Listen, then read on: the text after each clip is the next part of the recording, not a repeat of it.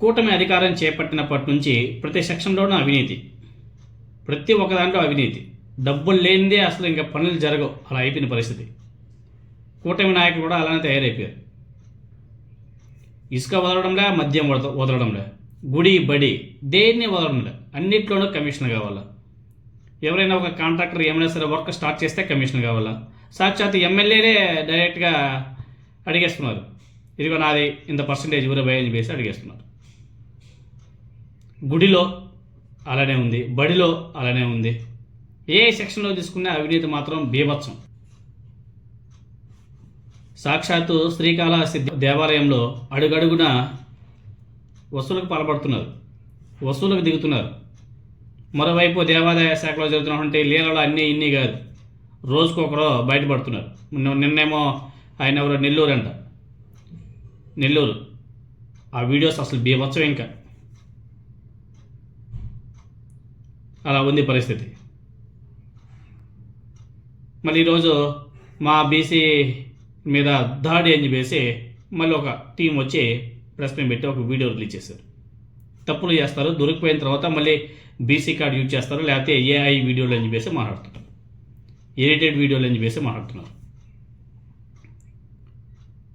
శ్రీకాళహస్తి దేవాలయంలో అడుగుపెట్టేప్పటి నుంచి వస్తారంట, మీకు తొందరగా దర్శనం చేపిస్తాం, 300 రూపాయలు అవుతుంది అని చెప్పేసి అడుగుతారంట. సరే తొందరగా అయిపోతుంది అని చెప్పేసి 300 రూపాయలు ఇచ్చి తీసుకెళ్తారంట. లోపలికి వెళ్ళిన తర్వాత శతకోపం పెట్టడానికి డబ్బులు, తీర్థం పోయడానికి డబ్బులు, అన్నిటికీ డబ్బులే. ఇంకా అడిగిన డబ్బులే. అంటే 300తో అయిపోతుంది అనుకున్న పని బయట వచ్చే లోపు కనీసం 2-3 వేలు అయిపోతుందంట. ఒక శ్రీకాళహస్తిలోనే కాదు, ప్రతి ఒక్క దేవాలయంలో పరిస్థితి ఇలానే ఉంది. దేవాదాయ శాఖ నిద్రపోతుందా? ఇందుకే ఎవరైతే డబ్బులు అడుగుతారో వాళ్ళు ఆ దేవస్థానానికి సంబంధించినటువంటి వ్యక్తులా లేకపోతే ప్రైవేట్ వ్యక్తులా అర్థం కాదు. ఒక మహిళ శ్రీకాళహస్తికి వెళ్ళిందంట, సేమ్ ఇలాంటి పరిస్థితి ఏర్పడిందంట. అడిగి పెట్టేప్పుడు 300 అంట, తర్వాత అన్ని చోట్ల డబ్బులు డబ్బులు డబ్బులు డబ్బులు డబ్బులు, అడుగడికి డబ్బులే. చాలా ఆవేదన చెందింది ఆమె.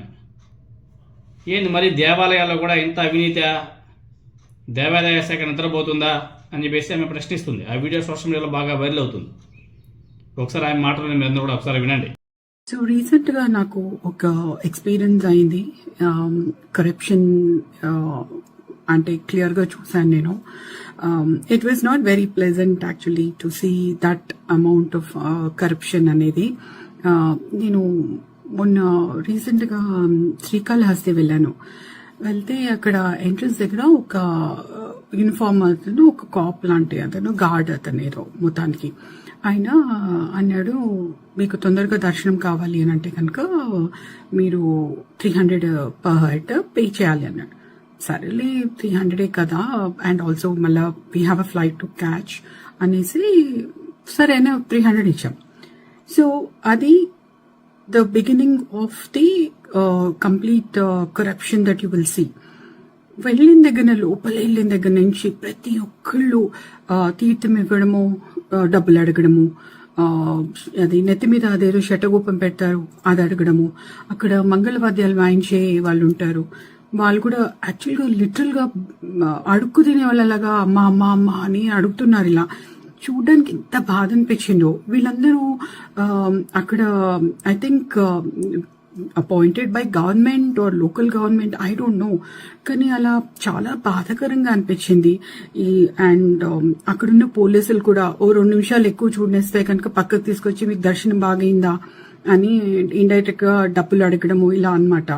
మొత్తం అందరూ అలాగే చేస్తున్నారు. అసలు ఎవ్వరూ మాట, కళ్ళు ఐ కాంటాక్ట్ అయితే కూడా they are asking for money, which was very very surprising and you know బాధగా అనిపించింది. అసలు వీళ్ళు గవర్నమెంట్ ఎంప్లాయీసా, స్టేట్ గవర్నమెంట్ ఎంప్లాయ్ చేసిందా వీళ్ళని అర్థం కాలేదు నాకు.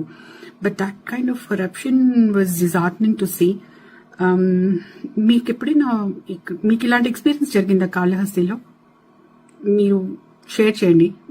At least I'll be happy to know that I'm not the only one.